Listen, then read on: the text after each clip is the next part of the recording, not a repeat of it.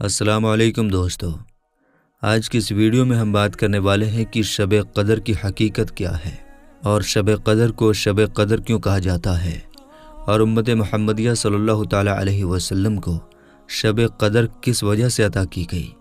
اس شب قدر میں آسمانوں سے فرشتے کیوں نازل ہوتے ہیں، اور اللہ تبارک و تعالیٰ نے شب قدر کو ہم سے مخفی کیوں رکھا ہے، اور اسلام میں شب قدر کی کیا اہمیت ہے، اور شب قدر رمضان کے کس تاریخ کو آتی ہے، اور ہم ایک مسلمان ہونے کے ناطے ہمیں شب قدر کو کس طرح سے گزارنا چاہیے۔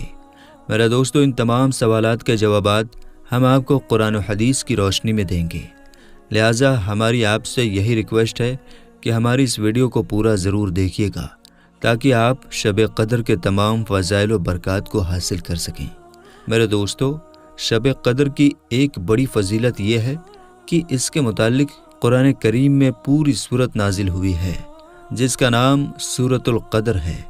اللہ تبارک و تعالیٰ قرآن پاک میں یوں ارشاد فرماتا ہے، ترجمہ: اے کنز ایمان، بے شک ہم نے اسے یعنی کہ قرآن کو شب قدر میں اتارا، اور تم نے کیا جانا کیا ہے شب قدر؟ 1000 مہینوں سے بہتر ہے۔ اس میں فرشتے اور جبرائیل علیہ السلام اترتے ہیں اپنے رب کے حکم سے ہر کام کے لیے، اور سلامتی ہے صبح چمکنے تک۔ میرے دوستو، اس صورت سے معلوم ہوا کہ شب قدر ایسی بابرکت اور عظمت و بزرگی والی رات ہے جو 1000 مہینوں سے بہتر ہے۔ اسی رات میں قرآن حکیم لوح محفوظ سے آسمانی دنیا پر نازل ہوا۔ اسی رات میں فرشتے اور جبرائیل علیہ السلام زمین پر اترتے ہیں۔ اسی رات میں صبح طلوع ہونے تک خیر و برکت نازل ہوتی ہے، اور یہ رات سلامتی ہی سلامتی ہے۔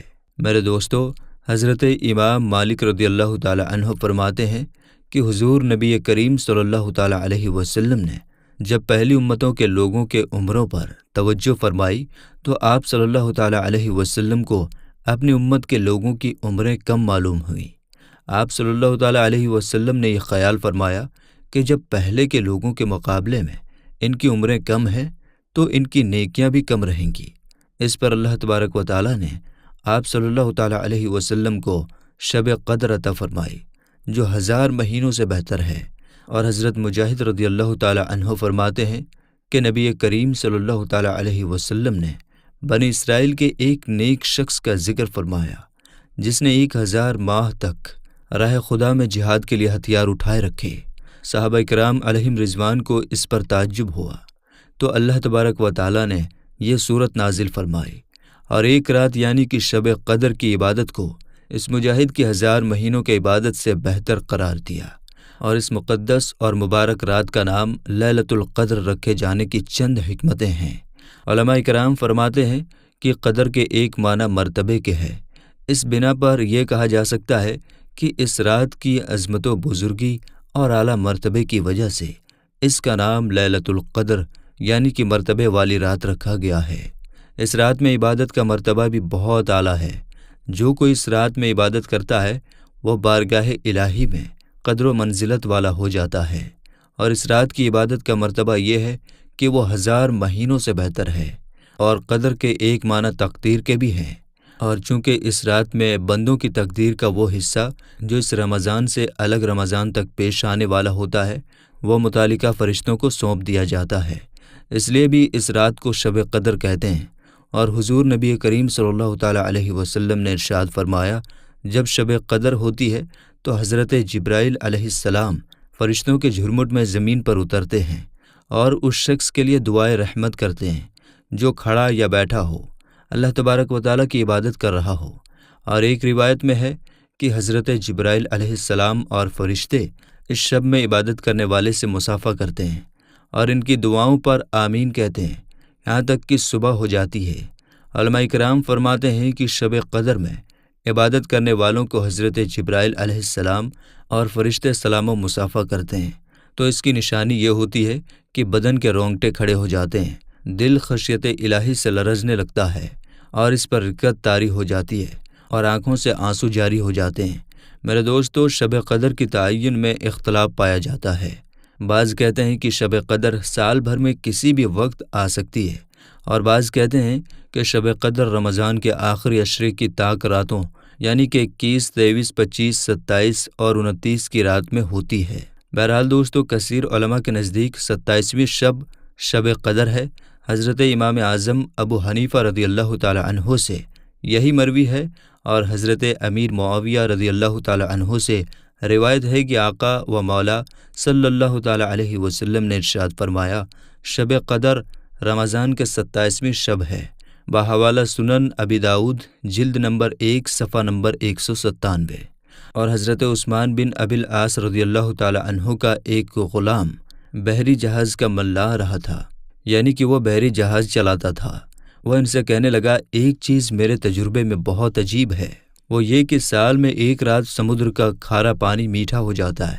تو آپ رضی اللہ تعالی عنہ نے فرمایا کہ جب وہ رات آئے تو مجھے ضرور بتانا، رمضان کے 27ویں شب کو۔ اس نے کہا کہ یہ وہی رات ہے۔ میرے دوستو، ان تمام گفتگو کا خلاصہ یہ ہے کہ پہلے تو ہماری کوشش ہونی چاہیے کہ ہم ماہ رمضان کی تمام راتوں کے آخری حصے میں ذوق و شوق کے ساتھ اللہ تبارک و تعالیٰ کی عبادت کریں اور خوب دعائیں مانگیں، کم سے کم نماز تہجد پورا ماہ ضرور ادا کریں، پھر کوشش کر کے آخری عشرہ کی تمام راتوں کو عبادت الہی میں گزاریں اور شب قدر کو تلاش کریں، نہیں تو کم سے کم 27ویں شب کو تو ضرور تمام رات رضائے الہی کے لیے عبادت اور دعا میں مصروف رہیں۔ اللہ رب العزت ہم سب کو شب قدر کی برکتیں نصیب فرمائے، آمین۔ میرے دوستو، لوگ اکثر یہ سوال پوچھتے ہیں کہ شب قدر کو مخفی رکھنے میں کیا حکمتیں ہیں۔ علماء کرام کا اس حوالے سے یہ کہنا ہے کہ اگر شب قدر کو ظاہر کر دیا جاتا تو کم ہمت لوگ اسی رات کی عبادت پر اتباع کر لیتے اور دوسرے راتوں میں عبادت کا اہتمام نہ کرتے۔ اب لوگ آخری عشرے کی 5 راتوں میں عبادت کی سعادت حاصل کر لیتے ہیں، اور شب قدر ظاہر کر دینے کی صورت میں اگر کسی سے یہ شب چھوٹ جاتی تو اس سے بہت ہی زیادہ رنج و غم ہوتا، اور دیگر راتوں میں وہ دل جمعی کے ساتھ عبادت نہ کر پاتا۔ لہٰذا اب رمضان کی 5 تاک راتوں میں سے 2-3 راتیں اکثر لوگوں کو نصیب ہو ہی جاتی ہیں، اور شب قدر کا مخفی رکھنا اسی طرح سمجھ لیجئے جیسے موت کا وقت نہ بتانا، کیونکہ اگر موت کا وقت بتا دیا جاتا تو لوگ ساری عمر نفسانی خواہشات کی پیروی میں گناہ کرتے اور موت سے ٹھیک پہلے توبہ کر لیتے۔ اس لیے موت کا وقت مخفی رکھا گیا ہے تاکہ انسان ہر لمحہ موت کا خوف کرے اور ہر وقت گناہوں سے دور رہے اور نیکی میں مصروف رہے۔ اسی طرح آخری عشرے کی ہر تاک رات میں بندوں کو یہی سوچ کر عبادت کرنی چاہیے کہ شاید یہی شب قدر ہو۔ اس طرح شب قدر کی جستجو میں برکت والی 5 راتیں عبادت الہی میں گزارنے کی سعادت نصیب ہوتی ہے۔ میرے دوستو، اللہ تبارک و تعالیٰ کے ہر کام میں حکمت ہوتی ہے۔